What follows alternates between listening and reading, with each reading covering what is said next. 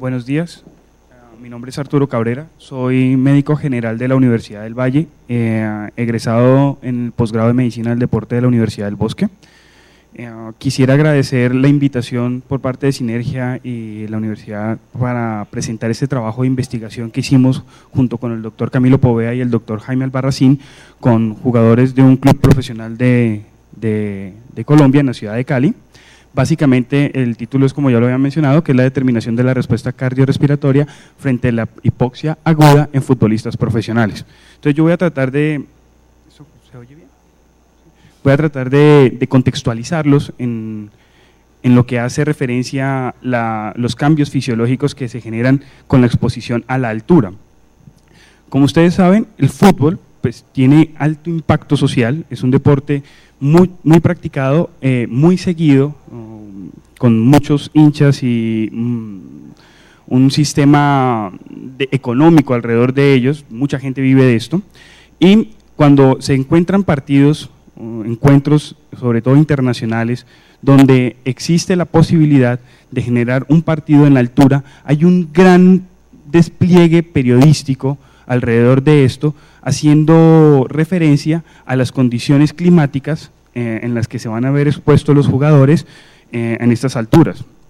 Entonces, si ustedes leen un artículo de prensa con respecto al partido que vaya a jugar la Selección Colombia, como ejemplo, en La Paz, se van a dar cuenta que hacen mención de una infinidad de cosas y es lo bonito del tema de la altura. La altura tiene una cantidad de mitos, ¿sí? Está rodeada de ellos, pero es una realidad. Entonces nosotros tratamos con esto de identificar una respuesta fisiológica en cada sujeto expuesto a la altura de una forma simulada y una exposición real para poder determinar qué sujetos podrían estar en una predisposición a una inadecuada adaptación a esa agresión al ser expuestos a la altura y poder determinar desde el punto de vista deportivo qué jugadores podrían estar aptos o quiénes no para poder hacer parte del encuentro y en sí mejorar el rendimiento de ese equipo. Entonces uno se puede remontar a historias como por ejemplo la de la eliminatoria pasada, cuando Argentina recibió 6 goles por parte de Bolivia en La Paz. Argentina tenía el mejor jugador del mundo, que es Leo Messi, y Leo no pudo desenvolverse adecuadamente dentro del campo del juego porque es un sujeto susceptible a la altura o responde mal a la altura, siendo el mejor jugador del mundo o uno de los mejores jugadores del mundo. Todo eso tiene implicaciones en el rendimiento. Nosotros lo hicimos en un club profesional colombiano y en exposiciones a la altura, a 2.600 metros sobre el nivel del mar, o sea, en Bogotá, cada vez que este club ascendió para hacer un partido del fútbol profesional colombiano. Cuando un sujeto se ve expuesto a la altura, cualquiera que sea, no solo un futbolista, cualquier sujeto que se ve expuesto a la altura va a tener unos cambios físicos que van a tener implicaciones en su respuesta fisiológica. Esos cambios físicos son secundarios a esa disminución de la presión del aire. Conforme usted va aumentando en la altura, la presión barométrica va a ser menor, ¿sí? Al tener una menor presión barométrica, es más difícil que ese aire que tiene oxígeno pueda entrar por la vía aérea, llegar a los pulmones y de ahí pasar a la sangre y que esa sangre lleve ese oxígeno hacia el músculo para poder ejecutar las vías metabólicas y producción de energía y poder desarrollar un movimiento. Entonces, en el caso del futbolista, poder desenvolverse durante un partido de fútbol. Una consideración importante para poder entender qué es lo que va a pasar más adelante dentro del trabajo de investigación es que el porcentaje de oxígeno siempre es el mismo, no importa si usted está a nivel del mar o si usted está a una gran altitud, siempre está cerca al 21%, ¿sí? 20.93 creo que es, si no estoy mal, cerca al 21%. Siempre es el mismo porcentaje, pero la presión sí va disminuyendo conforme usted va aumentando. Entonces esos son dos puntos fundamentales para entender lo que nosotros quisimos hacer y poder ver o evaluar esa respuesta fisiológica. Entonces tenemos esa hipoxia aguda, o sea la hipoxia aguda hace referencia a la exposición inmediata, ¿sí? Dentro de las primeras 24 a 48 horas a un estímulo hipóxico. La hipoxia aguda puede ser o una hipoxia hipovárica, que es la hipoxia real, o sea, la persona que sube a Bogotá y se ve enfrentado a una menor presión barométrica, o una hipoxia normovárica. La hipoxia normovárica es la hipoxia secundaria a una disminución de ese porcentaje de oxígeno, pero sin cambio en la presión barométrica. Esa hipoxia aguda me genera una respuesta ventilatoria, o sea, el cuerpo debe empezar a generar un aumento en su respiración para poder garantizar el aporte de oxígeno que se va a ver disminuido por las condiciones que hemos mencionado, y una respuesta cardiovascular, que es un incremento del latido del corazón con el objetivo de poder mandar más sangre a los tejidos periféricos y poder así desarrollar las actividades metabólicas y producción de energía. Otro concepto para poder entender el trabajo es el concepto de variabilidad del ritmo cardíaco. Y esto es una cosa, digamos, novedosa, que recientemente se está aplicando en el deporte, y el objetivo o la razón de esta variabilidad es que nos permite identificar de una forma indirecta cómo se está comportando el sistema nervioso central, tanto el sistema nervioso simpático como el sistema nervioso parasimpático, que de últimas va a ser el determinante de esa ventilación y de esa respuesta cardíaca. Lo que hace uno con esta herramienta es medir el tiempo que existe entre un latido y otro latido del corazón. Cuando a uno le toman el pulso y dice tiene 70 de frecuencia cardíaca, si usted lo tomase de forma continua, se daría cuenta que el 70 nunca es estable, nunca se mantiene en 70, eso oscila entre 72, 74, 68, ¿sí? Él va oscilando. La herramienta, basado con un reloj de marca Sunto T6C, nos permite hacer esa medición y con esa medición ver de forma indirecta el comportamiento del simpático y el parasimpático. Entonces, el objetivo de nuestro trabajo era evaluar la respuesta de la frecuencia cardíaca, la ventilación, la saturación arterial de oxígeno en una prueba de hipoxia normovárica. Recuerdan que la hipoxia normovárica es disminuir el contenido de oxígeno de una persona, simulada, y su relación con la saturación de oxígeno en una exposición real a la altura. ¿Sí? Entonces nosotros quisimos hacer esta evaluación, lo hicimos con 32 jugadores profesionales en dos fases. Una fue a 900 metros sobre el nivel del mar, que fue aquí en la ciudad de Cali, y la otra fase fue a 2.600 metros sobre el nivel del mar, cuando se hizo la exposición a la hipoxia real. Para la hipoxia normovárica nosotros usamos un aparato que es un simulador de hipoxia de fabricación australiana, que es una maquinita que parece una nevera pequeñita. Lo que hace uno es modificar la cantidad de oxígeno que pueda inspirar esa persona. Nosotros lo sometimos a una hipoxia en reposo, sentado, y le pusimos una fracción de oxígeno del 11.5%. Recuerdan que el porcentaje normal a lo largo de toda la atmósfera es del 21%. Nosotros lo pusimos a un 11.5%, que equivaldría a una exposición a la altura de 4.800 metros sobre el nivel del mar, más o menos. Esta razón, ese 11.5% no fue escogido al azar. Lo que nosotros hicimos fue revisar la literatura internacional, y la mayoría de los trabajos que usaban un simulador como el nuestro tomaban el 11.5% de fracción inspirada de oxígeno. Lo hicimos así para podernos comparar con ellos. Esa fue la razón que nos llevó a determinar esa fracción inspirada. Esto que se ve en un montón de rayas ahí en la gráfica es el registro del estímulo hipóxico en condiciones normováricas con el simulador de hipoxia que les mencioné de fabricación australiana, y el registro de la frecuencia cardíaca y la saturación de oxígeno. Las rojas, las líneas rojitas, es la frecuencia cardíaca. Yo les mencionaba que la frecuencia cardíaca varía, nunca es en una sola línea, ¿sí? Esas oscilaciones que ustedes ven en la gráfica son la variación que tiene precisamente esa frecuencia cardíaca. La línea de color naranja es la línea del comportamiento de la saturación de oxígeno durante el test. Entonces, la prueba en un principio era normoxia, o sea, estaba sin el estímulo de hipoxia. Ustedes ven que la variación de esa frecuencia cardíaca es mayor. Ustedes ven en la primera parte, en el primer recuadro que dice normoxia, las líneas rojas oscilan con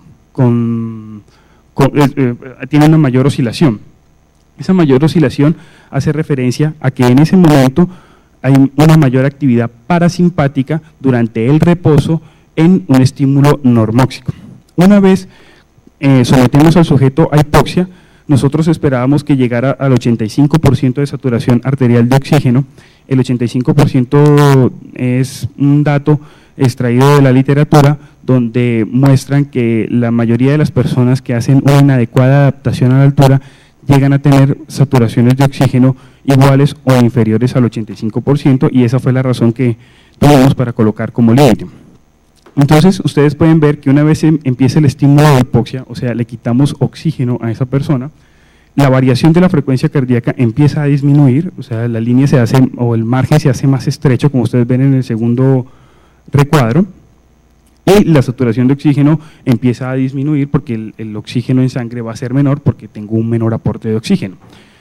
Eso me da una indicación o me hace entender que una vez yo someto un estímulo de hipoxia, las personas que están sometidas a eso tienen que quitar la actividad parasimpática y meter en mayor proporción el estímulo simpático.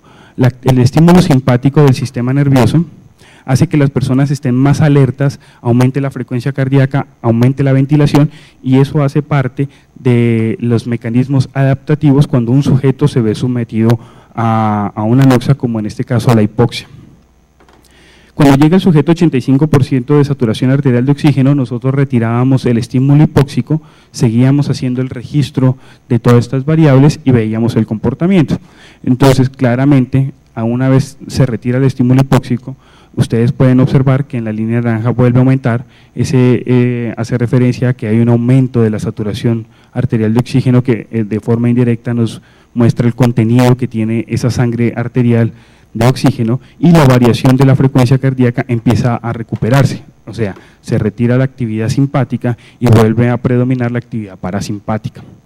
Entonces, este es un ejemplo real de uno de los 32 jugadores que nosotros sometimos a la prueba. Estas pruebas se hicieron con el equipo del 2010.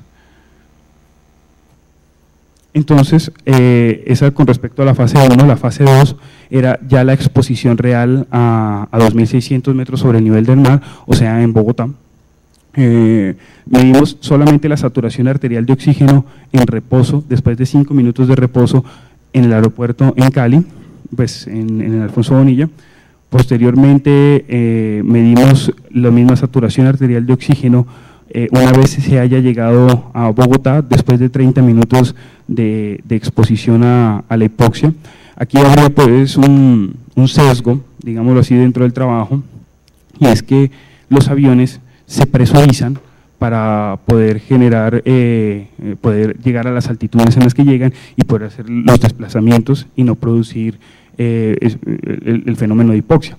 La presurización de estos aviones es alrededor de 2.500 metros, o sea, simula una altura de 2.500 metros sobre el nivel del mar. Incluso hay estudios que muestran que en vuelos muy largos se pueden presentar síntomas de mal agudo de montaña, que es la enfermedad que se produce por altura, en la presurización del avión a 2.500 metros sobre el nivel del mar. Es la simulación que hace la cabina. Ahora bien, el vuelo es un vuelo de menos de 45 minutos, es un vuelo muy corto, y el tiempo de presurización a 2.500 es mucho menor, es alrededor de los 10 minutos que está presurizado a 2.500, porque esa presurización se hace de forma paulatina mientras asciende y se despresuriza de forma paulatina mientras desciende el avión. O sea que sí puede haber un sesgo, pero no es un estímulo muy marcado y nosotros creemos que no tiene muchas implicaciones en la respuesta fisiológica. Entonces, una vez llegado el sujeto a Bogotá, o los sujetos a Bogotá, se les midió la saturación de oxígeno a los 30 minutos en reposo en el bus que nos iba a trasladar al hotel donde se iban a quedar los jugadores. Luego, 24 horas más tarde, volvimos a tomar la saturación de oxígeno y entonces ahí ya teníamos todos los datos y podíamos empezar a hacer el análisis estadístico para poder sacar conclusiones de este trabajo.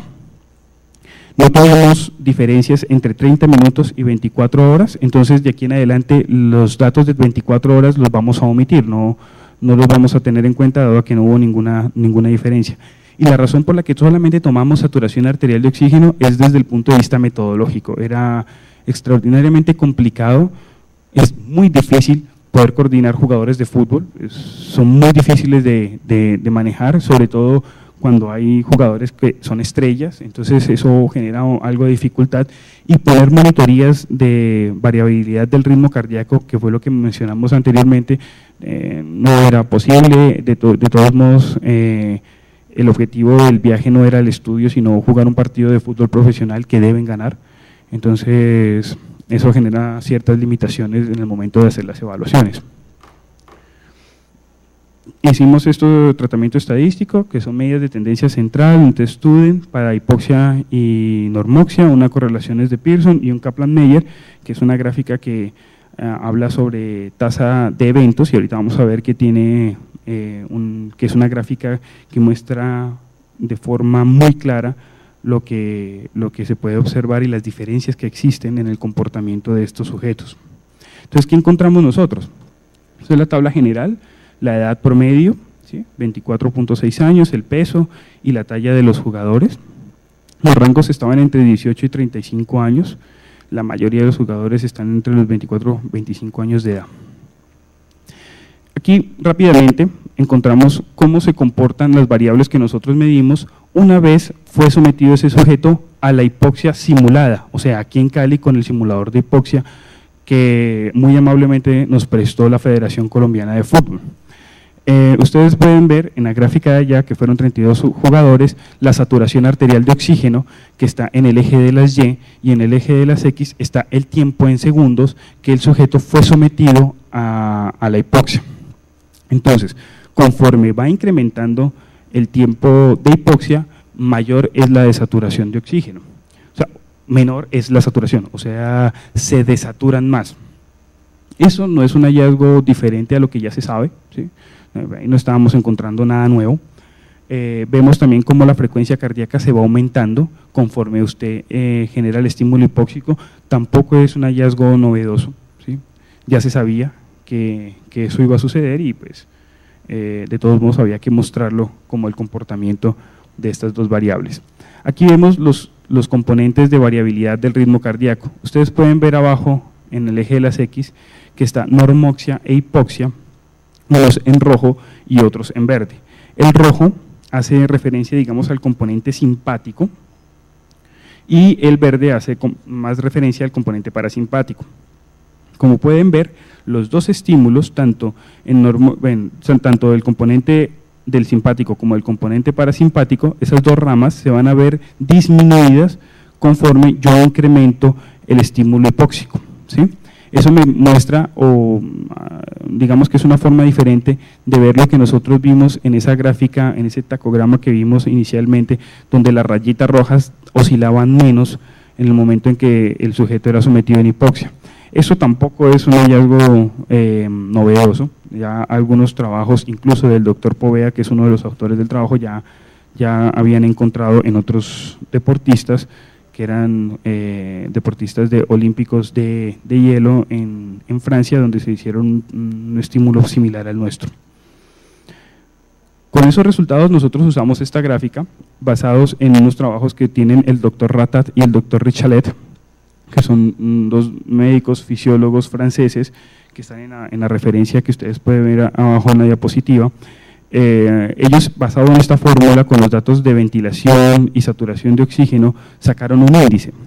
Ese índice, basado en la fórmula, si era superior a 0, podría uno decir que era una persona que respondía bien a la hipoxia, y si era menor a 0 el índice o el resultado de esta ecuación, pues era un sujeto catalogado como un mal respondedor. Y aquí es donde nosotros pusimos el Kaplan-Meier.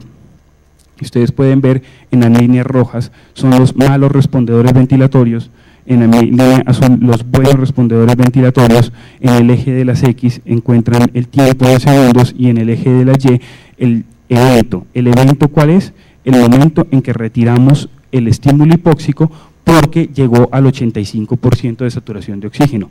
Entonces, basado en ese índice, nosotros podemos encontrar que definitivamente los sujetos que tienen una mala respuesta ventilatoria cuando son sometidos a hipoxia tienen un tiempo de desaturación muy corto, o sea, el que responde mal logra 85% muy rápido y el que responde bien demora ese 85% más tiempo. Y entonces aquí está la importancia de este trabajo, y es que con este test, que es un test de simulación con un aparato que no cuesta más de $4.000 y que la prueba dura no más de 120 segundos, usted puede determinar qué jugador podría eventualmente tener una buena respuesta al estímulo hipóxico y qué jugador podría no tener una tan buena respuesta al estímulo hipóxico.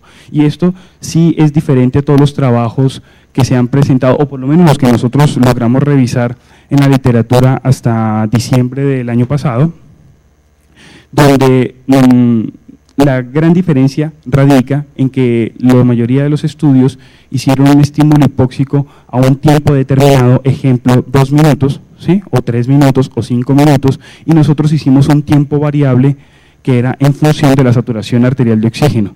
Entonces dio ese plus para este trabajo y nos permite determinar de alguna forma segura o más medianamente segura que el sujeto podría no eventualmente responder bien a ese estímulo hipóxico, y eso para el entrenador pues toma relevancia porque tendría una herramienta más para definir cuál equipo va a parar en el momento de ser sometido a un partido en hipoxia.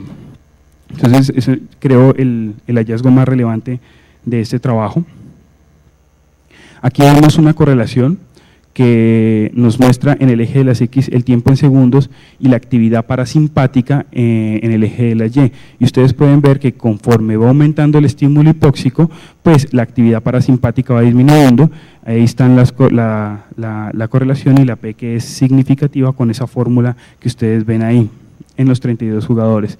Que es la correlación de la fase 1 y la fase 2, o sea, la saturación, el índice ventilatorio que se encuentra en el eje de las Y y la saturación arterial de oxígeno que se encuentra en el eje de las X. Ustedes pueden ver que conforme el índice ventilatorio es mayor, acuérdense que por encima de 0 era un buen respondedor y por debajo de 0 un mal respondedor. Conforme el índice ventilatorio es mayor, la saturación arterial de oxígeno cuando el sujeto es expuesto a una altura real es mayor, ¿sí? Y si yo tengo una mayor saturación arterial de oxígeno en una exposición real a la altura, pues muy seguramente voy a tener una mejor respuesta fisiológica para enfrentarme a un estrés como un partido de fútbol. Entonces la correlación pues muestra la tendencia clara que acabo de mencionarles.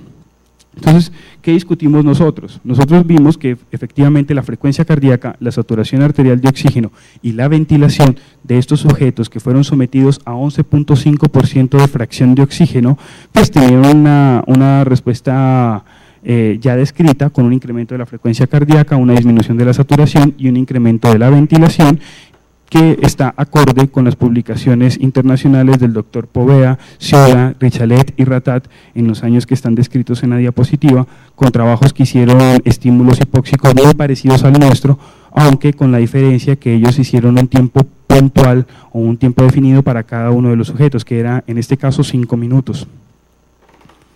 Abajo pueden ver las referencias bibliográficas. También se observó una disminución en los componentes de la variabilidad cardíaca, hallazgo que no aportaba nada diferente a lo que ya descrito. Como les mencioné, la fracción inspirada del 11.5% es similar a los publicados en la literatura internacional, como el doctor Povea y el doctor Canay mostraron en sus trabajos, el doctor Povea con trabajos en deportistas que eran deportistas olímpicos de deportes de invierno, y el doctor Canay sí lo hizo en exposición en escaladores a alturas, a grandes altitudes en los Alpes y en el Himalaya, de gente que se dedicaba a hacer escala pues, en estos montes. Y básicamente encontramos el mismo comportamiento que no difiere de lo reportado por estos autores. ¿Qué encontramos nosotros? Que el índice ventilatorio descrito por el doctor Richalet y el doctor Ratat tienen una buena correlación, sobre todo a los 60 segundos, para poder identificar qué sujetos son buenos y malos respondedores ventilatorios cuando hablamos en función del tiempo para lograr una saturación de oxígeno al 85%. El doctor Richalet y el doctor Ratat encontraron en unos alpinistas, encontraron ese comportamiento en una prueba de hipoxia simulada. Ellos lo hicieron en reposo y en ejercicio, nosotros solamente lo hicimos en reposo por las dificultades que se generan al someter a un atleta a hacer un ejercicio cuando tiene un programa de entrenamiento definido, y eso puede chocar con el entrenador. Entonces, por esa razón solamente lo hicimos en reposo.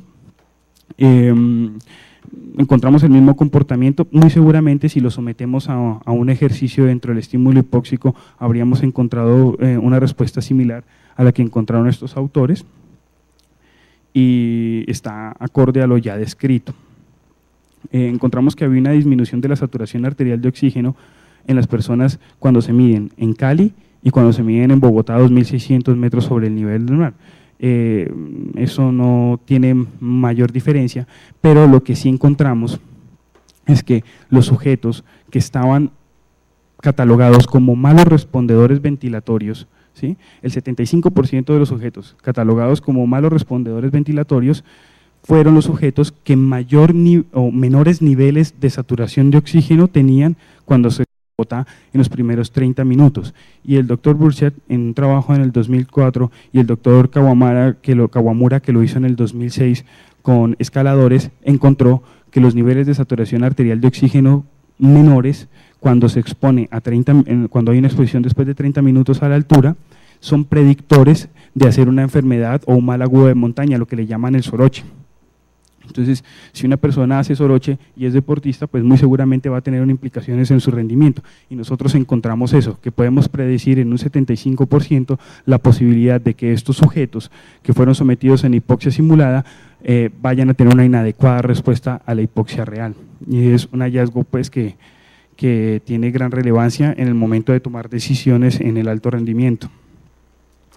El doctor Grant no encontró ese hallazgo como nosotros, digamos que dentro de la literatura que nosotros revisamos, él tenía resultados diferentes, pero él tiene una implicación con respecto a su trabajo, y es porque él hizo una hipoxia normovárica, así como lo hicimos nosotros, pero en 5 minutos, y le hizo también la saturación a nivel de 4.300 metros sobre el nivel del mar, a los 5 días de haber sido expuesto, no a los 30 minutos. ¿Qué encontró él también? Que la presión de dióxido de carbono cuando sale de la boca al hacer la expiración había disminuido, o sea, estaba disminuida con respecto a los valores de base. Entonces, eso nos da a entender que a los 5 días de haber sido expuesto ese sujeto tuvo una adaptación ventilatoria, o sea, estaba ventilando tanto que ya ha disminuido los niveles de CO2, y por eso él lo vio reflejado en su medición de presión de CO2, y ese aumento de la ventilación después de esos 5 días de exposición favorecen al incremento de la saturación arterial de oxígeno, y por eso él no encontró ninguna correlación entre la saturación arterial de oxígeno cuando se hizo en la hipoxia simulada y luego a los 4.300 metros cuando lo hizo a exposición real, y fueron esos 5 días de diferencia, y eso es un hallazgo digamos que clave, porque entonces se habla mucho dentro de los mitos de cómo voy a jugar un partido en la altura. No, que lleguemos el día del juego, pues no, o que estemos 15 días como dice la FIFA, yo tampoco creo.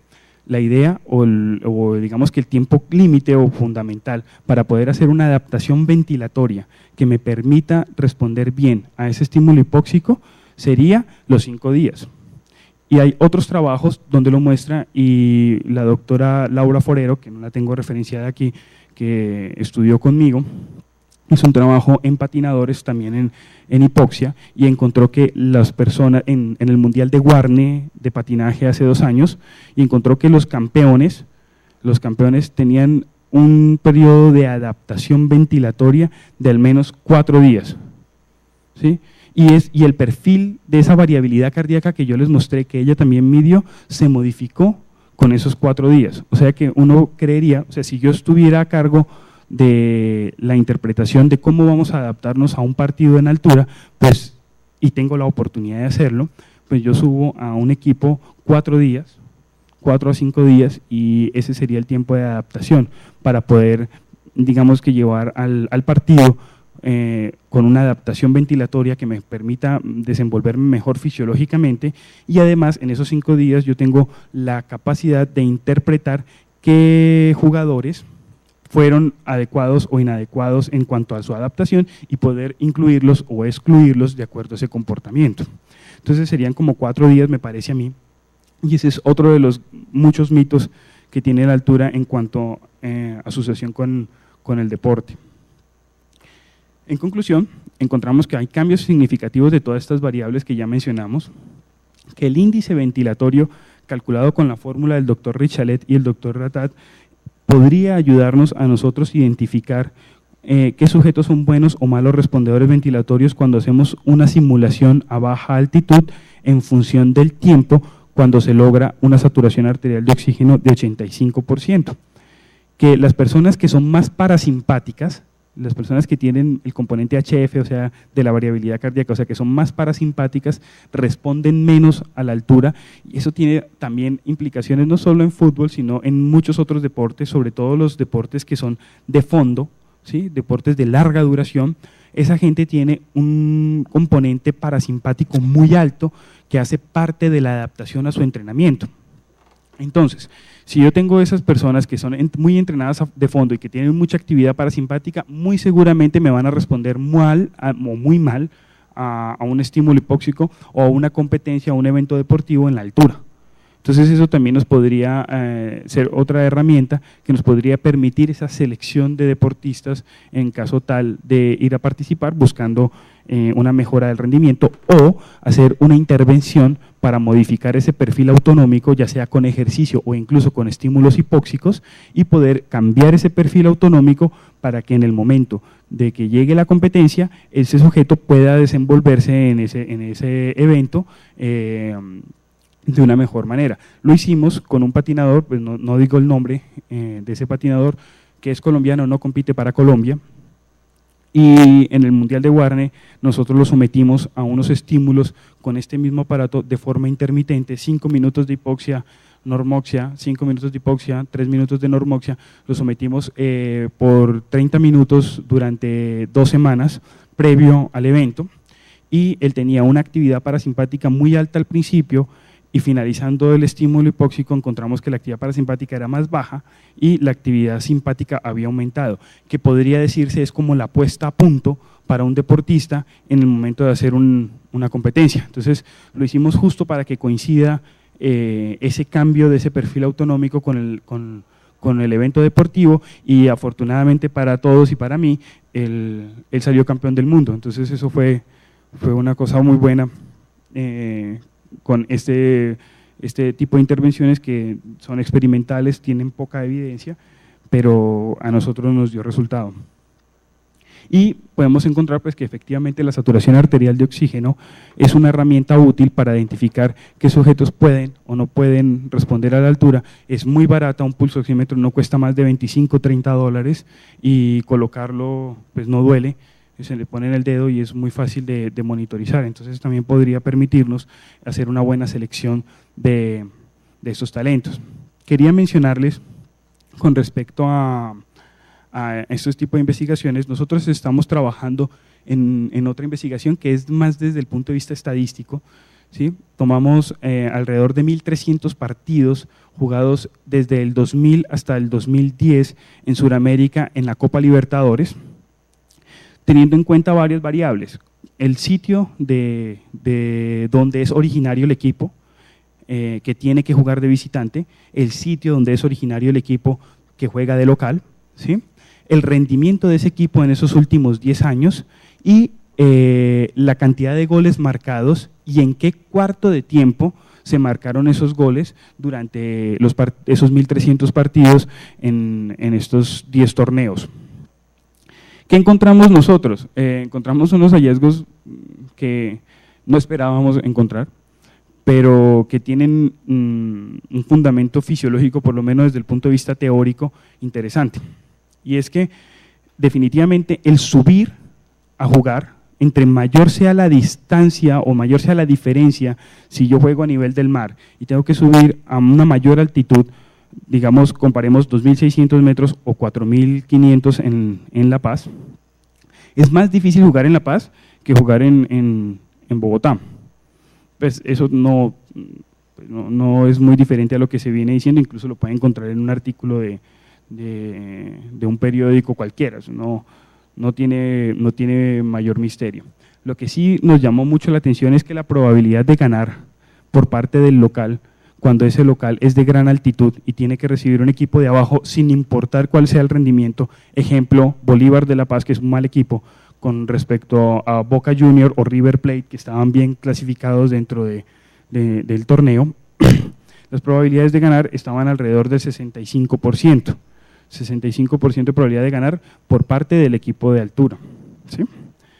Cuando se comparan dos equipos del mismo nivel de altitud, la probabilidad está alrededor del 52 o 53%. Entonces, sí hay una ventaja cuando usted va a subir, cuando usted tiene que recibir un equipo desde la altura a recibir un equipo que viene de bajas altitudes. Pero lo más llamativo de todo esto es que los equipos de grandes altitudes, cuando tienen que descender, sin importar la calidad del equipo con el que van a jugar, puede ser Boca Junior o el Deportivo Táchira, ¿sí? No importa cuál sea la calidad de ese equipo, el rendimiento de ese equipo, el equipo que está arriba y tiene que bajar, le va peor. O sea, tiene más desventaja quien baja a quien sube. Y eso es una explicación fisiológica. Las personas que entrenan en la altura tienen una disminución de esa posibilidad de acceder a oxígeno, ¿sí? Por lo tanto, sus funciones metabólicas se van a ver afectadas. Y uno de los principios del entrenamiento es que usted tiene que generar una sobrecarga para generar una sobrecompensación a esa carga. Y estos sujetos que entrenan en altura no pueden generar cargas de entrenamiento muy altas porque tienen una limitación física, que es la disminución de la presión barométrica, ¿sí? Entonces, están menos entrenados. Por eso es que los equipos de altura difícilmente ganan cuando bajan a bajas altitudes. La probabilidad de ganar un equipo de baja altitud recibiendo un equipo de gran altitud está alrededor del 75 al 78%. Entonces les tiro ese dato por si quieren apostar por ahí en la Copa Libertadores o en la Nissan Suramericana, porque si usted juega con eso, tienen alto chance de poder pegarle incluso al momento en el que se va a marcar el gol. Ejemplo, los bolivianos marcan goles al empezar el partido y al finalizarlo, ¿sí? Y entonces, ¿por qué razones estaría eso? Una es que, como dijimos, hay una disminución de la presión barométrica, entonces el desplazamiento de la pelota es mucho más rápido. Entonces el arquero y los defensas del equipo contrario que no están adaptados a esa velocidad, pues difícilmente pueden responder a ella. Entonces los bolivianos disparan de lejos, y ustedes ven un partido, disparan de lejos, arrancan el partido, disparan, hasta que tiene que entrar porque el arquero no está adaptado a esa velocidad, no puede calcular tiempo-espacio y muy seguramente le marcan un gol. Y al final, pues claramente al final es porque el sujeto los sujetos del equipo contrario están agotados por las condiciones extremas en las que están jugando, y pues esa fatiga permite que el equipo contrario, que está mejor adaptado, pueda marcar goles, y es los momentos donde se marca. Y aquí podría uno pensar que era definitivamente un error tener a la selección Colombia con sede en Bogotá. Ninguno de nuestros jugadores juega en Bogotá y ninguno de nuestros jugadores de selección Colombia juega en altura, salvo los que juegan en México y que normalmente no son titulares. Entonces, jugar en Bogotá para nosotros era jugar de visitantes, igual que el visitante. Teníamos el apoyo pues, del público, pero desde el punto de vista fisiológico y de respuesta a ese esfuerzo físico, pues teníamos una desventaja. ¿Qué se hizo? Pues se modificó y se sacó a la selección y se la puso en Barranquilla, donde hay unas condiciones también extremas de temperatura y humedad que dificultan de una forma muy marcada la participación del equipo que viene a participar. Ejemplo, lo que sucedió con los uruguayos, sin quitarle mérito pues, al buen rendimiento del equipo, pero ustedes podían ver que los uruguayos estaban fundidos durante el partido. Entonces, básicamente era eso, quería mostrarles qué estamos haciendo nosotros con el tema de hipoxia y rendimiento deportivo, todo esto aplicado a esa mejora del rendimiento, aunque de aquí se pueden extrapolar cosas y hacer una aplicación clínica para enfermedades crónicas como la hipertensión pulmonar o pacientes con apnea obstructiva del sueño y este sometimiento de hipoxia y modificaciones del perfil autonómico. Les agradezco su atención. Eso era todo. Muchas gracias.